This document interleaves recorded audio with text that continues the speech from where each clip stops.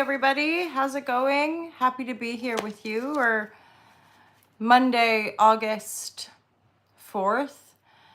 I, in meditation, was hearing leave it alone and hold your own.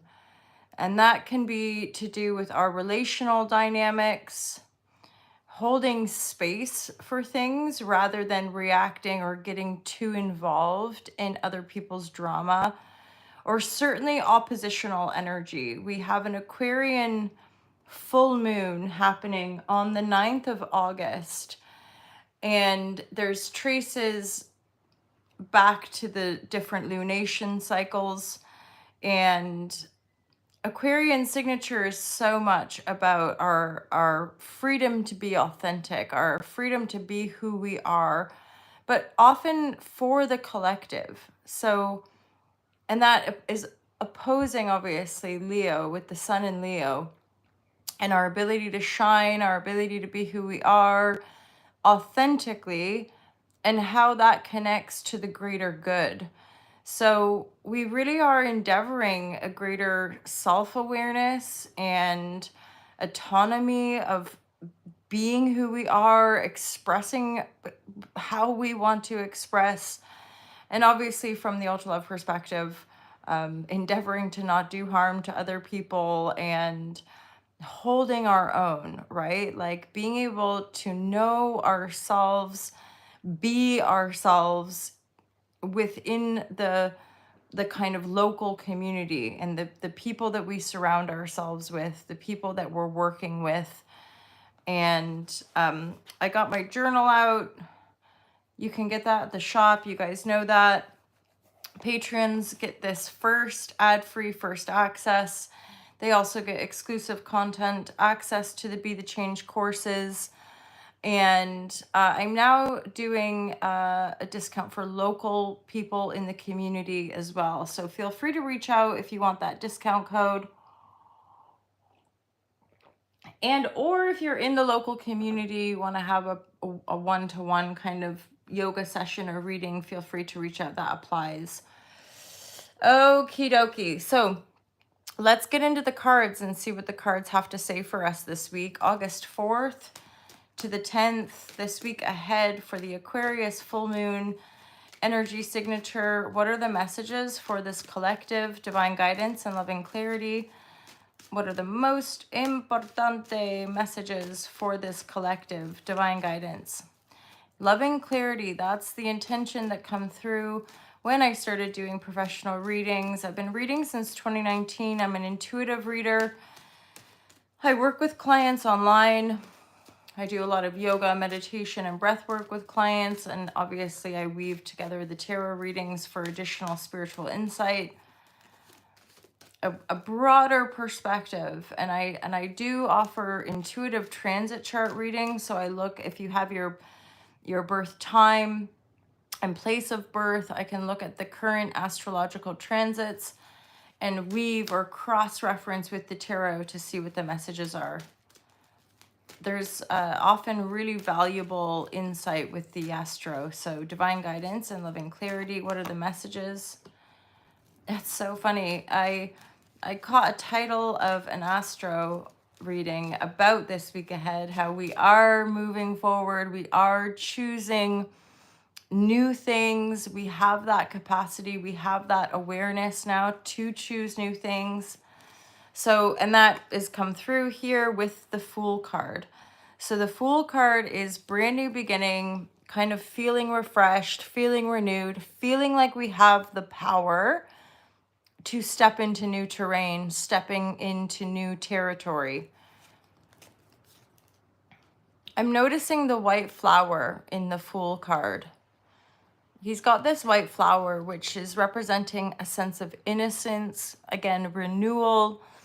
Like, yeah, I'm okay. I can move forward now. I can take this leap. I can take this step, right? Divine guidance and loving clarity. What's the Five of Cups saying here?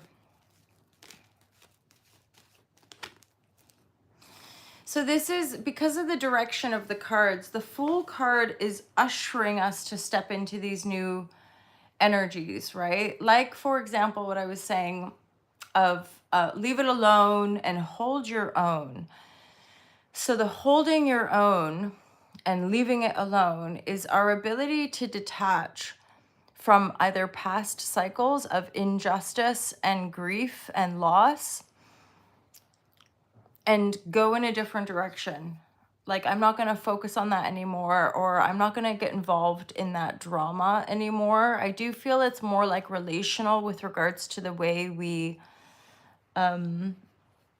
entangle or immerse ourselves in other people's affairs and or specifically like drama stuff. There's a message about the fear that could be coming up. It's part of the reason I created a course called Unplug for Freedom, and to really clarify our minds or to come into our own heart space, detaching from media sources, coming away from television screens, coming away from our technological devices. It's a challenge, right? There's a strong addiction signature with regards to our evolution and how to come into greater wholeness with ourselves through the heart space, through the alchemical teachings, or through our kind of ownership of our personal power and creatorship. And so we can see the multitude, the kind of layered ways that we might attach ourselves to situations, people, places, things that don't serve us or don't necessarily resonate with us anymore.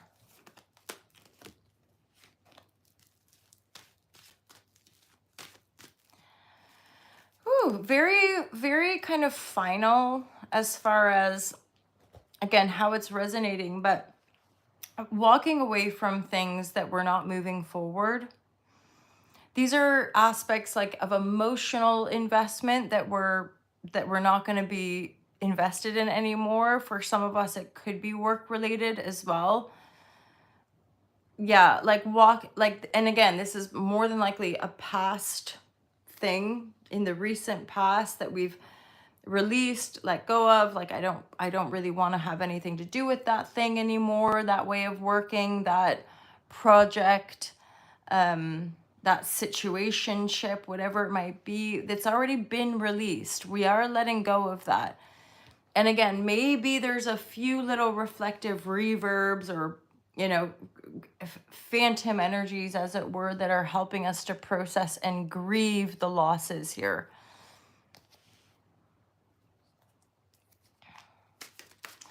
For a lot of you, the new beginning is intuitively guided. So it's not like,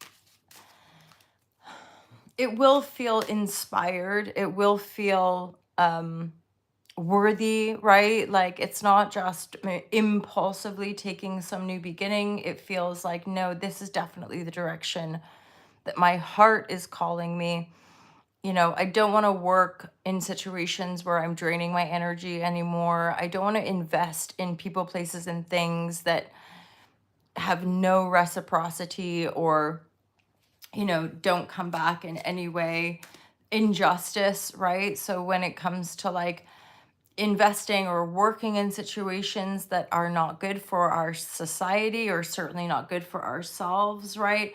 A drainage. So we're still seeing this mass narcissistic collapse, this mass exodus from corporate work grind and hustle culture and things that don't honor the body. And again, the body connected to Earth herself with cyclical nature orientation, right? Like feeling into our true home and then working the new systems accordingly. So for a lot of people, certainly in this community, it's like being leaders of the new just through the vibration that you emanate.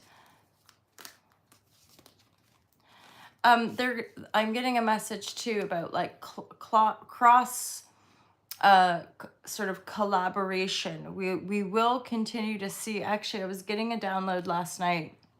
Some of the best downloads happen as I'm falling asleep, and I've often like had that moment of like, oh, I should record this, but it's so juicy to just be in that centeredness and to be listening. But how more and more, platforms, smaller platforms can be cross-pollinating and collaborating and working to enhance the new leaders and the new teachers that are kind of coming onto the scene, as it were. That's also part of the the layered collapse that we're witnessing, right? That we're all experiencing within ourselves. Collapsing is, you could say, really all at once. It's the same thing as our divine healing. So as more and more people endeavor their regenesis and their true divine, decolonialism, and doing this really profound shadow work, the more and more people that endeavor that profound healing is all at once the same. It's like the opposite end of the spectrum, as collapsing the structures that upheld our disconnection, our disconnection to a divine source, our disconnection to the planet herself. Again, our home, our collective home as Earth, provides the resources that we need, and we ourselves are truly at one and connected with that Earth. Which makes me think too, like for some of you, it might be hanging out in nature, it might be going camping, it might be that so many, right, resonate with this feeling of like just taking it in, like holding your own, right, taking in the natural beauty that surrounds us, taking in, right now it's a windy, blustery morning, so taking in that kind of energy of the beauty that surrounds us, right, on the planet.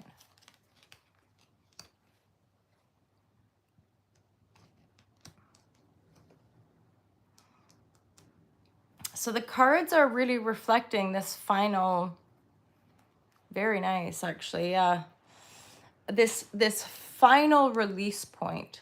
And there again, the astro of like, we are moving forward. We are definitely moving forward, right? So the Fool card here is moving you into a greater success. And there's the trees, there's this image of a snake and an owl, there's wisdom, there's holiness, there's sacredness, right? In our womb of creation. This is making me think too of females, more females being able to speak their truth and be authentic within their own alchemical process, a rising of valuing the work that women do as well. So, and I'm speaking like the witch wound, or which can apply to men and women, of course, but those of us that resonate with having psychic ability or intuitive abilities or healing abilities that assist one another, that has been sort of shadow banned in recent ages, killed off, or totally banished as something unsacred, and yet returning to the true sacredness. But that can also be representative of a three-dimensional shift, where more women are rising to claim their autonomy and their power, which is a very significant generational shift, because for a lot of us of the here now, like generation, as women, our mothers and our grandmothers didn't have the same access, didn't have the same freedoms, right? So more, and this isn't just a Western perspective, although it is, because this is where I'm coming from, right? But we will see a rise of women-led movements that are inclusive, right? So they're inclusive of all different types of communities, but it's more about an honoring of a greater equanimity and balance with regards to polarity structures, right? And so, like, part of the distortion of truth is only allowing men to lead, or men to make decisions, whether in companies, whether in governments, right? And that shifting to be more holistic and grounded, and again, like this idea of common sense, but it's not really, like they're sort of like extracting and destroying the planet doesn't make good sense. warring after war after war to steal from one another and to kind of land grab. And that doesn't make sense from a holistic perspective, from a perspective of a shared planet and a sharing of our collective responsibility. That's also where we can start to see more people choosing to boycott, more people, as in boycotting corporations that do harm. There's something also coming through about like legalities and starting to see like larger court cases kind of thing. Court cases where groups of people come together, right? Cross-pollination, groups of people from different parts of their own country come together to hold to account different government agencies and or corporations, right?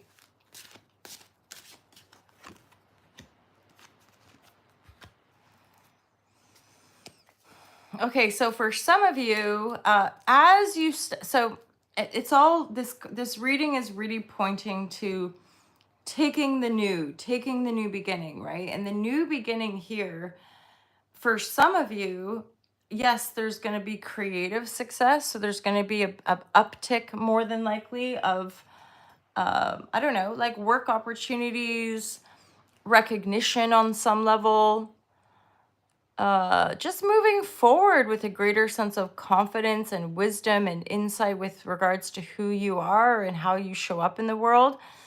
And for some of you, there's more specific message here about a Page of Pentacle with the Lover's energy. So for some of you, you could get a message from a younger earth sign who's expressing their love.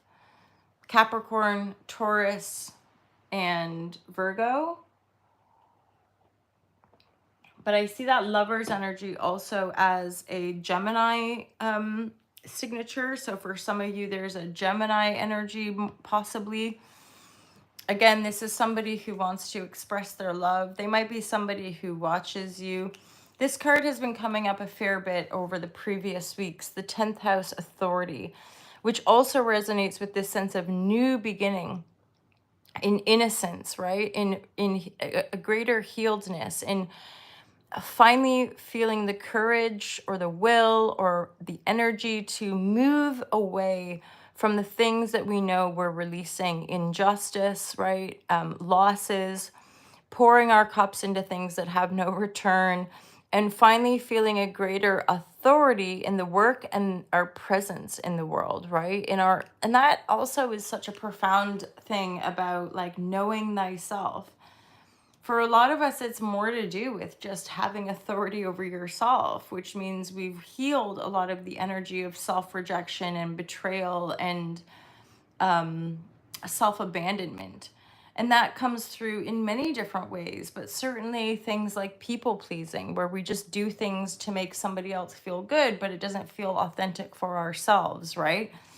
So having that sense of authority, yeah, and for a lot of you with the Pisces energy here, the sensitivity card or sensitize, the authority that you're mastering here has a lot to do with your sensitivity. I am aware of that. I had a psychic reading earlier in the year this year, much earlier, and she really did predict everything, or predict a lot of things that come to pass. And she mentioned something about just being able to process quicker, and that's rippling out in the field. So a lot of us that have been doing shadow work or emotional work, deeply transformational work through the emotional body, it's not like you become numb to emotion. It's just that you're able to process impact that much quicker because you're aware that initial hit, whether it's shock or despair or grief, it can trigger a lot of different stuff within us, but that we're practiced now. We're really, really good at recognizing, okay, there's shifting going on. I'm being forced to move or forced to change or forced to shift stuff. And that shifting ultimately is healing long-standing patterns, right? Patterns of codependency, patterns of enmeshment, patterns that point to us not being in our full power. So the more able we are of holding space, like we were saying at the beginning, holding your own, right? Holding space rather than rushing to fix something or someone, or rather than rushing to help, or, because there's so many different ways that we can over identify with certain archetypal energies rather than just being the fullness of who we are and really listening to our authentic messaging, which comes via the emotional awareness about what our true desire is. I just looked down, I saw open to life, which does resonate with that Fool card. So being open to these new energies, and there is no doubt that a lot of us will just, even in subtle ways, be experiencing new energy with all of these big outer planets, Pluto in Aquarius, Saturn and Neptune in Aries, Uranus moving into Gemini. No shadow of a doubt that we are getting hits with new dynamic energy flow. So perceiving our mind in a slightly different way. I have definitely, well, actually most of them, but certainly when the Neptune was moving into Aries, I felt a profound shift. And then when Uranus moved into Gemini, holy Shazam, it was like my mind was a light. And there's something, and that's where I've spoken about our grounding modalities, walking, being out in nature, socializing and relating to people in grounded ways, like earthly connection, because Gemini is really the sign of the mind, our ability to perceive in lots of different ways. And with Uranus moving into Gemini, it's almost like lighting everything up. So we'll be able to perceive more quickly and more acutely. We'll be able to see things, right?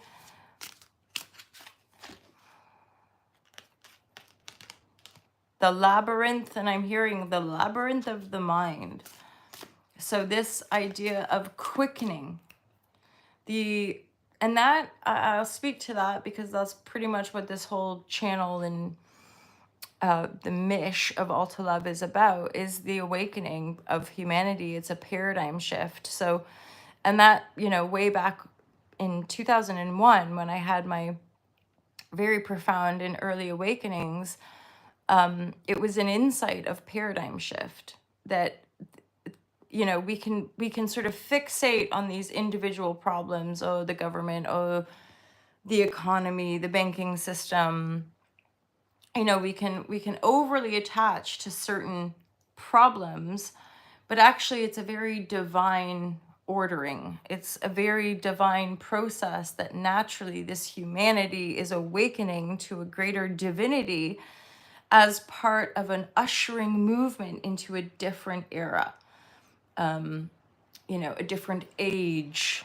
You could say a golden age or a diamond age or a crystalline age, right? So we are, and that, depending on what perspective you're looking out at the world, that can just seem really airy-fairy or really woo-woo, but it's all woven into the structure of our DNA and also the structure of the planet herself. So we're going to see continuing, volcanic activity and earthquakes and tsunamis and fires that are really moving the earth, like genuinely the earth's crust, and the polarity of the earth herself is shifting, and thus we shift too. And that's where these old heavy matrix, this is the world, this is how it is, this is how things are, and if you don't abide, we're gonna be done with you, that is just not holding its structure anymore. So you kind of almost want to perceive things from a mathematical perspective, from a numerological perspective, codes, right? That's where we can see the reflectivity of technology. We too are that, and yet we don't want to be usurped by those energies. We want to be aware of the reflectivity of them. And this is this is the crux of that stuff, of knowing our power, knowing our worth, knowing our own mind, right? Divine guidance, loving clarity. So non-attachment to the labyrinth of our mind. And that's all, you know, being aware of how we can use different practices, including tarot, and working with astrologers or healers or people of that nature, right, to help us broaden our mind. But it goes together to anchor in the greater resource so that we can transform and alchemize the past pain, you know, the past cycles of oppression and poverty and lack, because there's no real like need for that. Like, you know, there's more than enough for everybody, but it's our point of attraction, it's our perspective that is being healed, so that we open up to live in greater freedom, harmony, and love versus the fear, separation, and power over. You know, these are just continual unfolding energies, right? Oh yeah, holla. Scott Cecil in the house.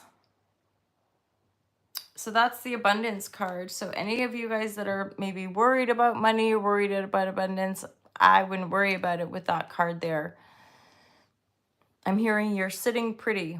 You're sitting pretty on your throne of abundance. And of course, that might look different for everybody, but true abundance in the Aquarian signature is being able to be who you are. Knowing that the fluctuations of our external reality and circumstantial effect is always ebbing and flowing, morphing and changing. Change is the only constant, right? Change is the only constant. And yet we fix ourselves, we attach ourselves, we all struggle with addiction, right? To try to hold it because this is the world, this is how things work. And it's like, well, no, because somebody created that system. So it wasn't always that way. Absolutely not. Right? And you know, and this is often what blows people's minds. Why? Because the ego is attached to that systematic function. It gives us power, it gives us identity, it gives us a status, it gives us blah, blah, blah.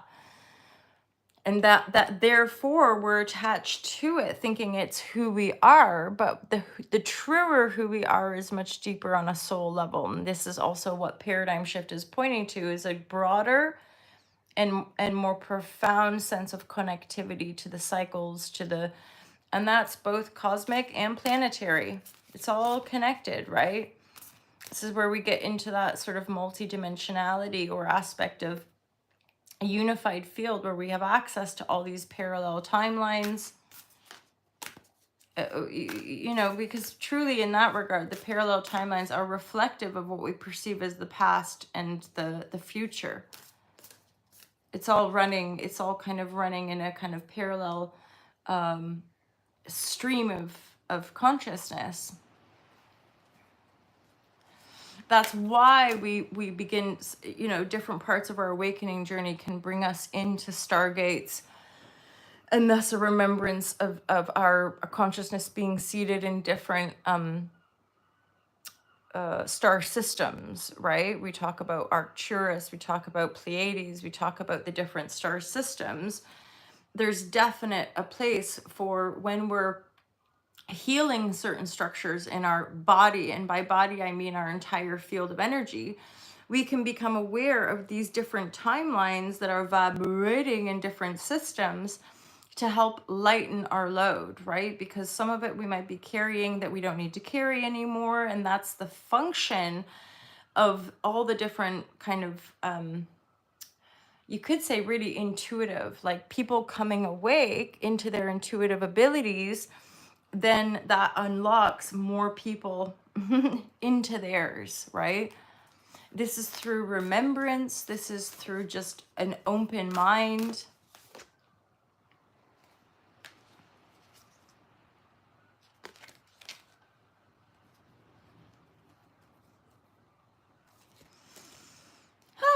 That's the final card. I'm going to read for it. It come out in the reverse. I somehow feel this is resonant as well.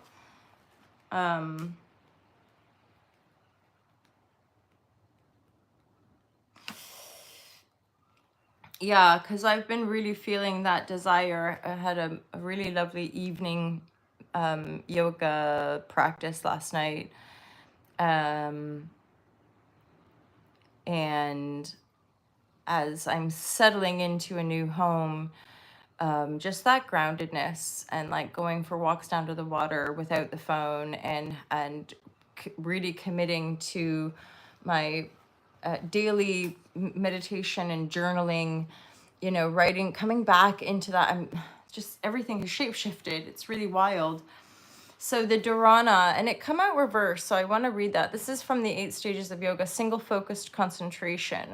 Some of you know, like I teach meditation on retreat, and this is what I speak to, where the yogic, so the 8 limbs, so very broad sweep of a yoga practice is an 8-limbed or 8-fold, right? And the deeper we go into meditation, the prior 4, so we have the yamas and the niyamas, which are in essence codes, inner and outer codes of conduct. The asanas, the movement that has become popularized in the West, right? The yoga postures, and the breath work, the pranayama, which is also gaining speed and recognition in the collective for being profound healing.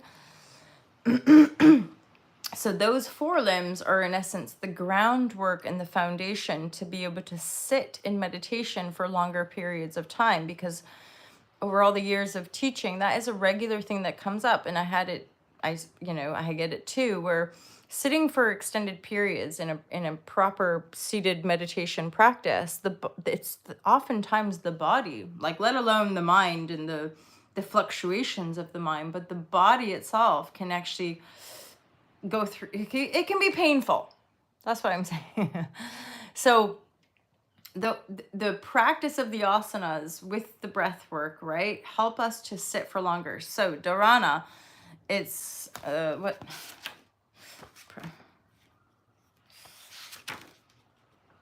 4th, 5th, 6th. So it's the 6th limb, and then dhyana and the samadhi is the 8th. So in the reverse, it says, you've recently been burying your head under the sand, focused totally on your work. I knew I could sense this might be relevant to myself. While there is profound insight to be gained from immersion, you also must remember to look around you at what else life has to offer. Concentration requires inspiration. Take some time off from the work at hand and focus on the true work at large, embodying your fullest human experience. So that, to me, I'm thinking of the word joy, and how joy and play is all part of it. And that's something I definitely, patience is a huge one for me, dealing with people's egos, patience, and how this process is taking a lot longer than this body or soul ever would have imagined. And yet that's my own personal challenge, right? So that's a reminder of, like, go out and play, go out and have fun, you know, lay the work down for a bit. You're in trust, you're being held, right? Okie dokie, my loves. Thanks for being here. Thank you as always. Sincere thanks to all my patrons. I just have so much love and respect for you guys. And we'll have a great week. Let me know how it goes for you. Again, the Aquarius full moon is happening on the 9th of August. I might well come on again closer to the time and do you another little midweek reading, but we'll see how the week goes. And again, if any of you want a book, welcome to use the 10% discount. And otherwise, have a great week, you guys. Be in touch and take care. Peace out.